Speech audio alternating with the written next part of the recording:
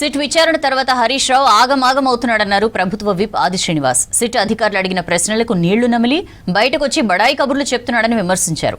10 ఏళ్ల పాటు రేవంత్ రెడ్డితో పాటు కాంగ్రెస్ నేతల్ని బీఆర్ఎస్ సర్కార్ తప్పుడు కేసులతో వేధించిందన్నారు ఆది శ్రీనివాస్.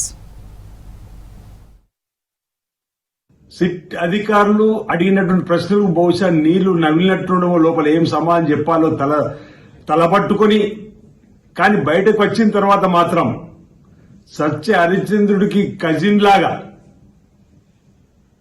ప్రతినిత్యం అబద్దాలు ఆడే వీళ్లు ఈరోజు బయటకు వచ్చిన తర్వాత పెద్ద పెద్ద మాటలు మాట్లాడే మాటలు, నేనేమన్నప్పుడు ఓ మంత్రినా అనే మాట అంటుందంటే టెలిఫోన్ ట్యాపింగ్ జరిగినట్టే మీరు ఒప్పుకున్నట్టే కదా.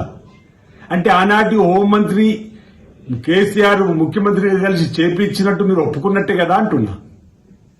ఈరోజు మా ముఖ్యమంత్రిగా ఎంపికైనటువంటి రేవంత్ రెడ్డి గారి పైన 10 ఏళ్లలో ఎన్ని అక్రమ కేసులు పెట్టిండ్రు, అప్పుడు మీ నోరు ఎటుపోయిందని అడుగుతా ఉన్నా.